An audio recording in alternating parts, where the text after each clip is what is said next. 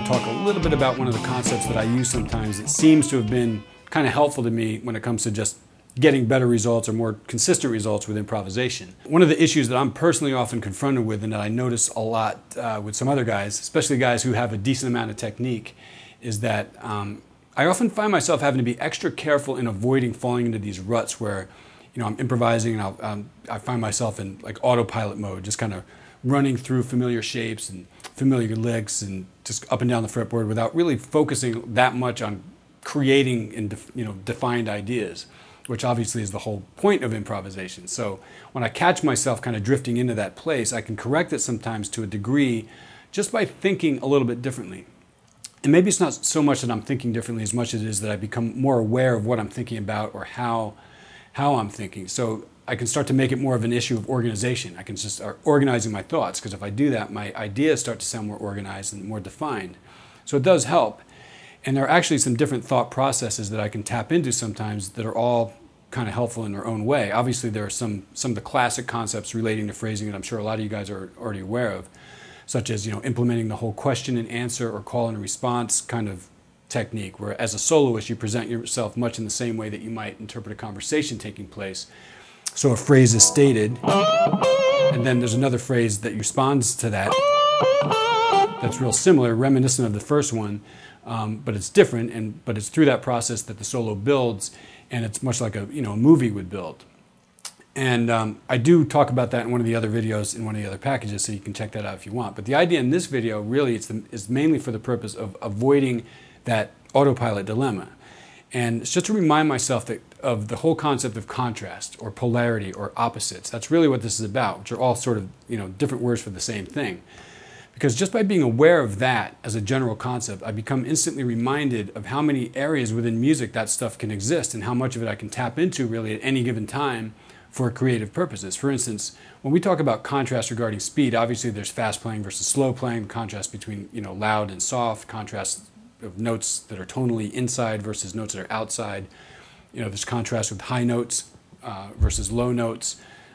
Rhythmically, you can play inside versus rhythmically outside, or more texturally, and so forth. There's just so many different ways that you can get into the whole concept of contrast, and by implementing it, it can really sort of minimize the potential for what might otherwise have been excessive monotonous qualities that are kind of overly present within the soloing. And it's cool because you can create this game almost, particularly within like a one chord vamp or a minimal chord vamp scenario, where you deliberately tip the scale one way and make things feel out of balance so that you can eventually counter that with opposition in order to bring it back into balance. Like, deliberately play outside for a while so that, when you finally bring it back in, it feels very appropriate by then. Or hold back from playing real fast for a while so that when you finally do it, it's real dynamic and real powerful. So, and it's helpful, at least for me, it's really helpful in just encouraging the development of more definitive ideas and an overall sense of direction in the improvisation. So to practice this, obviously you're going to want to create an improv setting, either with the backing tracks, or if you have a band that likes to come over and jam out a lot, or if you play out a lot, either one. But the point is, you can't really work on improvising without actually improvising. So probably the easiest route to go for now, at least, is to get a hold of some backing tracks or create some backing tracks, and then just try to go down the list of various polarity-based music concepts and practice trying to apply that. Now, regarding the issue of speed, I think that being aware of different speeds we play at and paying attention to the importance of implementing contrast in that particular category is something that most of us probably already do, simply because speed is such a prominent topic amongst guitarists in general. So we tend to think about not using it as much as we think about using it, which is a good thing. It means that we're kind of overly aware of it, and it's that same type of awareness that can start to help produce cool results when applied in these other areas. Let's take one of the other categories and see if we can start to apply some of these contrast concepts to it. And I'm going to start by focusing on rhythmic playing versus non-rhythmic playing. I'm just going to, basically, I'll try to produce some contrast there. And the non-rhythmic stuff will tend to be very textural, not so much in terms of sound, but more in terms of the way the notes will be placed on top of the music. So you'll probably hear some bigger interval things and maybe some like harmonics, stuff like that. But there won't be much rhythmic clarity to it. And the stuff that I'll play that's inside rhythmically will mostly have like a 16th note or 4-note per beat kind of feel to it. So. And I might include a couple of fast licks in this example, only because a lot of fast playing that I tend to do really isn't based on being rhythmically attached to anything. In other words, when I play really fast, I'm usually not intending for there to be any absolute mathematical consistency regarding the number of notes per beat being played. So in a sense, fast playing for me is more like a textural approach. It's a conglomerate of notes that I see as one thing. So I might sneak some of that in. So let's check it out.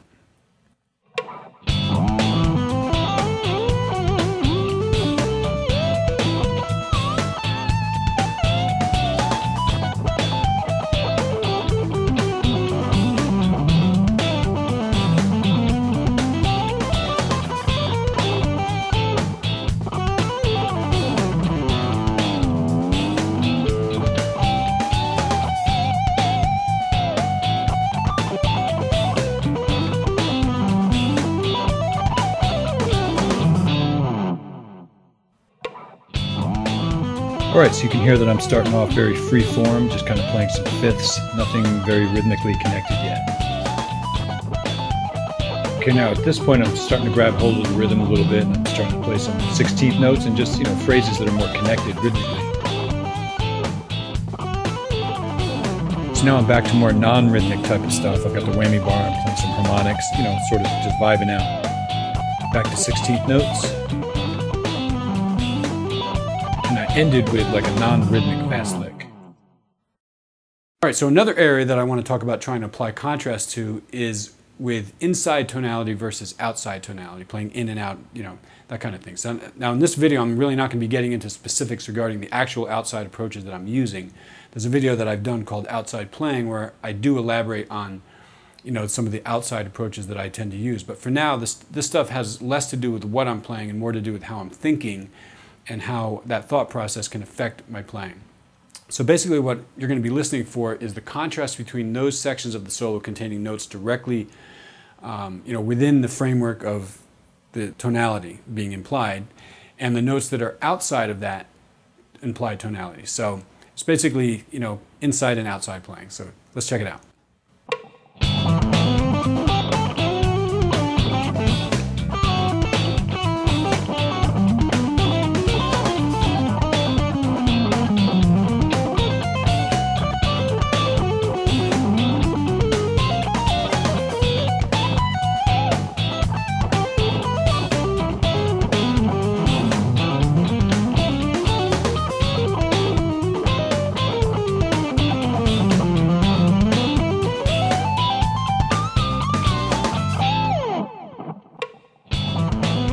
All right, so I'm starting off very much inside, just kind of highlighting the sixth a little bit, exaggerating that Dorian sound. Now I'm obviously taking it outside a little bit, create some tension. Now I'm back in. Take it out again. Right back in. So you heard me take it out midway through that motif, and still just kind of staying out a little bit. And now I'm starting to bring it back in for the ending. So once again, by having something to focus on and by forcing myself to implement a basic concept, which in this case is the whole polarity and balance thing, it helps me to just minimize some of the meandering qualities that might otherwise start to creep in. So I'm going to play over the same section again, and this time I'm going to try to stay focused on implementing contrast in a number of different areas, and hopefully it'll help to keep me on track. So let's check it out.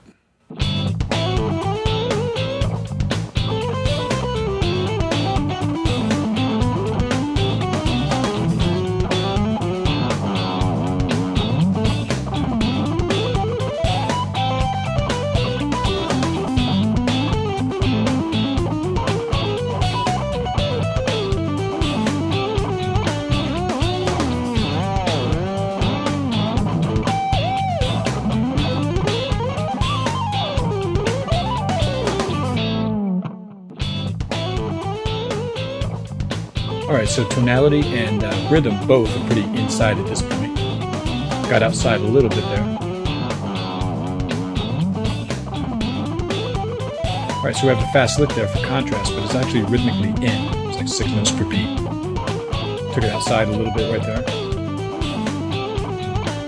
So I went from 16ths to like a non-rhythmic feel right there. And we end with more of the texture type of fast lick, the non-rhythmic kind. All right, so there you have it, and these are basically just thought techniques that might be able to help you out as far as using methods for the sake of developing your improv skills. If you're going to do this, I would, be sure to implement this stuff in the other areas as well, like the high notes versus low notes, small intervals versus big intervals, and all that stuff. And hopefully this will prove to be helpful on some level. So there it is. Until next time.